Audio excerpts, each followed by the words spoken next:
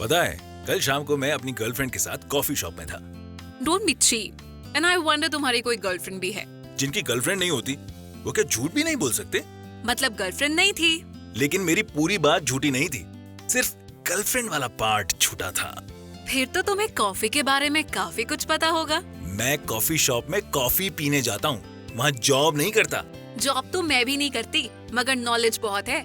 पता है, इंडिया में हम लोग एक सूफी संत की वजह से कॉफी पी रहे हैं। सूफी संत? वो कैसे?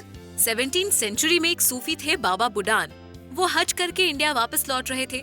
रास्ते में उन्होंने मोका यमन के पोर्ट से 7 कॉफी बीन्स लिए और उन्हें इंडिया ले आए और इंडिया में कॉफी की एंट्री हुई। यमन से 7 कॉफी बीन्स लाने में क्या प्रॉब्लम है? छोटे से पर्स में रखो और ले आओ। उस वक्त कॉफी के कारोबार पर अरब्स का कब्जा था। अरब्स कॉफी बीन्स को या तो रोस्टेड या फिर बॉइल्ड फॉर्म में ही देश से बाहर ले जाना अलाउ करते थे। उन्हें डर था कि अगर कॉफी बीन्स उनकी कंट्री से बाहर गए तो फिर कोई भी उन्हें उगा लेगा।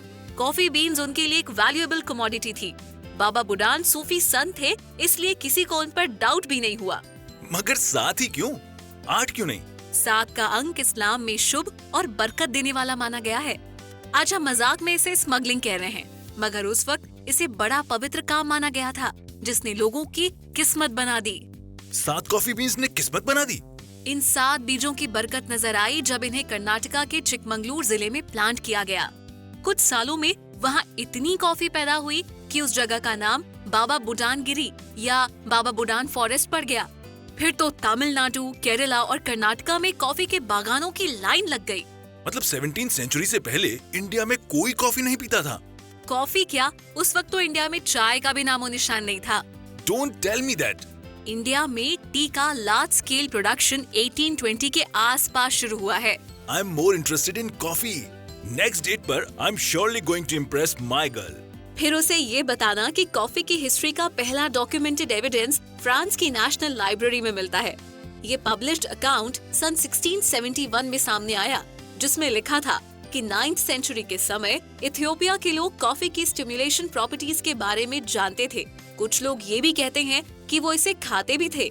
15th सेंचुरी में ये कॉफी अफ्रीकन कंट्रीज से अरेबियन कंट्रीज में आई, स्पेशली यमन में। यमन की कॉफी आज भी सबसे बेहतरीन कॉफीज में से एक है। दुनिया की सबसे बेहतरीन कॉफी का कंपटीशन बहुत टफ है। आज कॉफी ऑलमोस्ट दुनिया की हर कंट्री में है। अरब के सूफी संत रात को कॉफी पीते थे क्योंकि इससे उन्हें प्रेयर्स के वक्त नींद नहीं आती थी। कॉफी नींद भगा देती है, ये बात सबसे पहले किसने डिस्कवर की थी? 9th सेंचुरी में इथियोपिया में रहने वाले काल्दी नाम के माली ने पहली बार डिस्कवर किया कि कॉफी बीन्स को खाकर उनकी बकरियां एनर्जेटिक हो जाती हैं। कॉफी को सबसे पहले बकरियों ने डिस्कवर किया?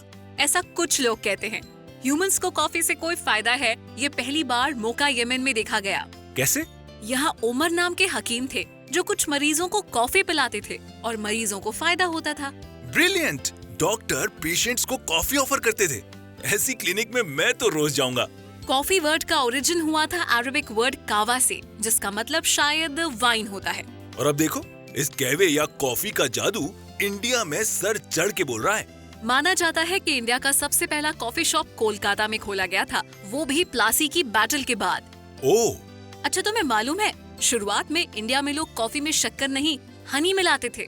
तब तो एक बात मैं भी बता दूं, 17वीं और 18वीं सदी में इंडिया में अच्छी कॉफी की पहचान दूध से होती थी। दूध से पहचान होती थी? क्या मतलब? इसे डिग्री कॉफी कहते थे।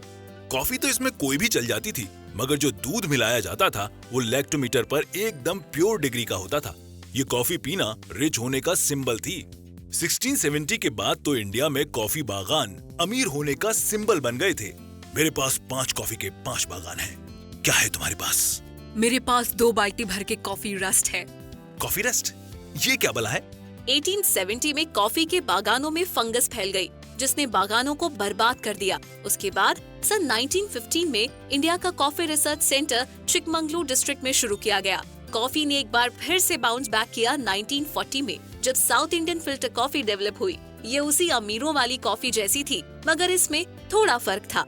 इसमें 70 से 80% रोस्टेड कॉफी बीन्स और 20 से 30% चिकरी थी।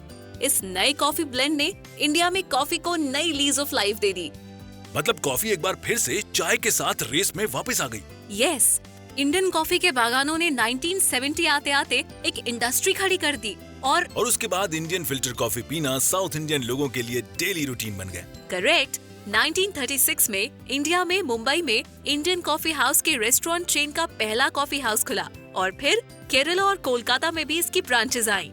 रियली? 1942 में इंडिया के सारे छोटे बड़े कॉफी मैन्युफैक्चरर्स को एक साथ लेकर एक बॉडी बनाई गई, कॉफी बोर्ड ऑफ इंडिया, जो कॉफी के डेवलपमेंट के लिए काफी काम कर रहे हैं। इंटरेस्टिंग। किस तरह का डेवलपमेंट? सोचो, अकेले इंडिया में 1,71,000 से ज्यादा कॉफी के बागान हैं, जिनमें 9 लाख एकड़ से ज्यादा जमीन पर कॉफी की पैदावार होती है।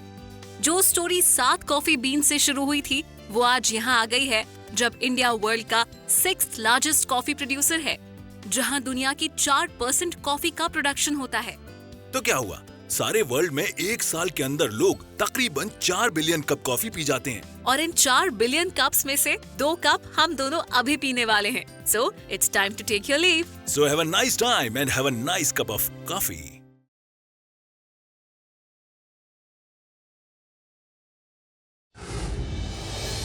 Like, share, subscribe and click on the bell icon to never miss an update from Epic.